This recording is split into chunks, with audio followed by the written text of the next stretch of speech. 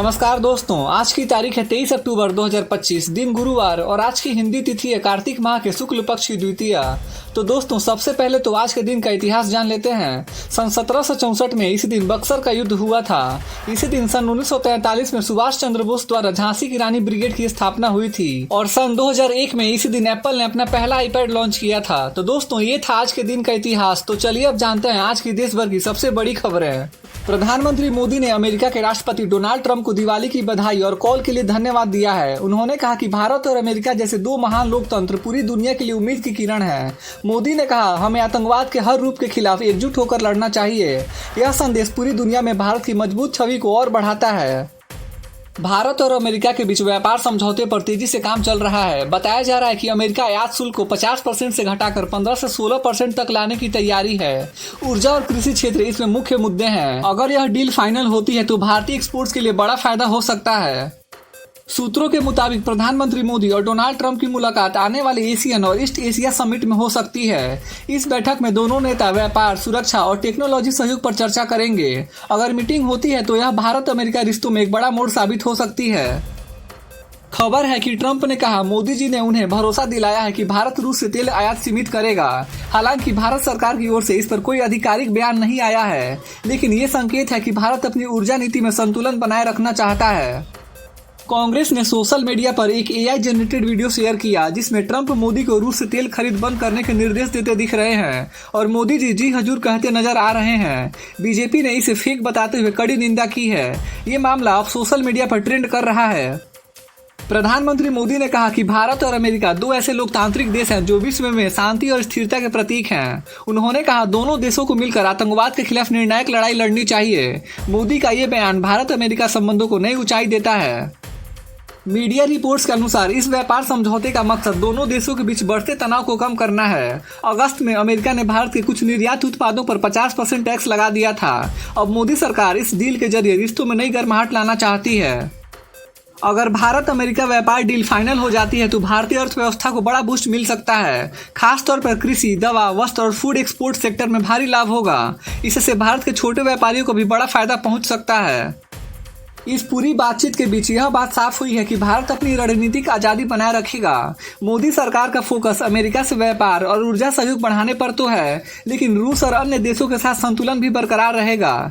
यह भारत की स्वतंत्र नीति को दर्शाता है।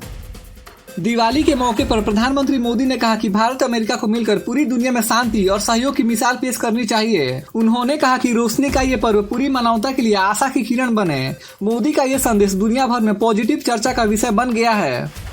दिल्ली में दिवाली के अगले ही दिन भारी स्मॉग छा गया है। पटाखों से निकला धुआं और ठंडी हवाओं ने मिलकर राजधानी की हवा को जहरीली बना दिया है। एयर क्वालिटी हॉजर्स लेवल तक पहुंच गई है, जिससे सांस लेने में दिक्कत हो रही है। विशेषज्ञों का कहना है कि आने वाले कुछ दिन तक स्थिति और बिगड़ सकती है। सरकार ने लोगों से घर से कम निकलने और मास्क पहनने की अपील की है। केरल और पुडुचेरी में लगातार भारी बारिश हो रही है। हालात को देखते हुए प्रशासन ने रेड अलर्ट जारी कर दिया है। पुडुचेरी में कल सभी स्कूल और कॉलेज बंद रखे गए थे। कई इलाकों में जल भराव और ट्रैफिक जाम जैसी समस्याएं देखने को मिल रही हैं। मौसम विभाग ने आने वाले 48 घंटे तक भारी बारिश की चेतावनी जारी की है। कनाडा में भारत को लेकर उठे विवादों पर भारतीय राजदूत दिनेश पटनायक ने बड़ा बयान दिया है। उन्होंने कहा है कि भारतीय राजनयिकों को हत्या या वसूली जैसे मामलों से जोड़ना पूरी तरह गलत और राजनीतिक रूप से भड़काने वाला कदम है।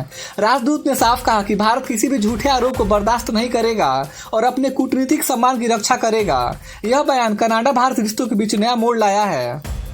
उत्तर प्रदेश के मुख्यमंत्री योगी आदित्यनाथ ने कहा है कि राजनीतिक इस्लाम ने सनातन धर्म को सबसे बड़ा आघात दिया है। उन्होंने कहा कि इतिहास में इसे अक्सर नजरअंदाज किया गया है। योगी ने छत्रपति शिवाजी, गुरु गोविंद सिंह और महाराणा प्रताप जैसे वीरों का उदाहरण देते हुए कहा कि इन वीरों ने हमेशा धर्म और राष्ट्र की रक्षा की है। उनका बयान सोशल मीडिया पर खूब चर्चा में है। दिल्ली में दिवाली के दौरान प्रदूषण कम करने के लिए प्रशासन ने बड़ी तैयारी की। राजधानी में 1000 से ज्यादा पानी के फव्वारे और 140 एंटी स्मोक गनें लगाई गईं। मुख्यमंत्री ने कहा कि इस बार प्रदूषण को काबू में रखने की कोशिश सफल रही है। हालांकि हवा अभी भी खराब श्रेणी में है, लेकिन पिछले साल की तुलना में स्थिति थोड़ी बेहतर है। सरकार ने लोगों से नियमों का पालन करने की अपील की है। नीतीश कुमार ने स्पष्ट किया है कि वह अब जेडीयू सहित राष्ट्रीय लोकदल एनडीए गठबंधन में स्थायी रूप से है। उन्होंने कहा कि पहले उनकी मुलाकात राष्ट्रीय जनता दल संघ परिस्थिति के चलते थी, लेकिन अब वही रास्ता चुन लिया है। उन्होंने राष्ट्रवादी जनदल आरजेडी को कुछ भी नहीं वाला गठबंधन कहा और उस समय सरकार के हालात का हवाला दिया जब राज्य का बहुत बुरा हाल था। तेजस्वी यादव ने बताया कि यदि राष्ट्रवादी जनदल नेता होने के नाते सत्ता में आए तो राज्य में जीविका दीदियों को स्थायी सरकारी नौकरी, मासिक वेतन 30,000 रुपए और ब्याज मुक्त ऋण जैसी सुविधाएं दी जाएगी। यह घोषणा आगामी बिहार विधानसभा चुनाव को ध्यान में रखकर की गई है। महिलाओं के वोट बैंक को साधने की यह रणनीति मानी जा रही है।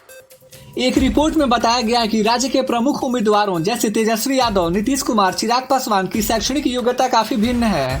नीतीश के पास इंजीनियरिंग की डिग्री है, चिराग पासवान बीटेक हैं, जबकि तेजस्वी ने कक्षा 9 तक पढ़ाई की है। चुनाव आयोग ने बताया कि बिहार सहित विभिन्न राज्यों में मतदाताओं को प्रभावित करने के लिए इस्तेमाल होने वाले सामानों की कीमत करीब 71.3 करोड़ रुपए है, जिसे जब्त किया गया है। यह कार्रवाई आगामी चुनाव में निष्पक्षता सुनिश्चित करने की दिशा में एक मजबूत संकेत मानी जा रही है। अखिलेश यादव ने भाजपा सरकार पर भारी भ्रष्टाचार का आरोप लगाते हुए कहा कि राज्य के हर विभाग में भ्रष्टाचार का एक पहाड़ खड़ा हो गया है। उन्होंने आंतरिक सत्ता संघर्ष को भी भ्रष्ट राजनीतिक व्यवहार का कारण माना। यह बयान आगामी राजनीतिक द्वंद्व की दिशा प्रस्तुत करता है।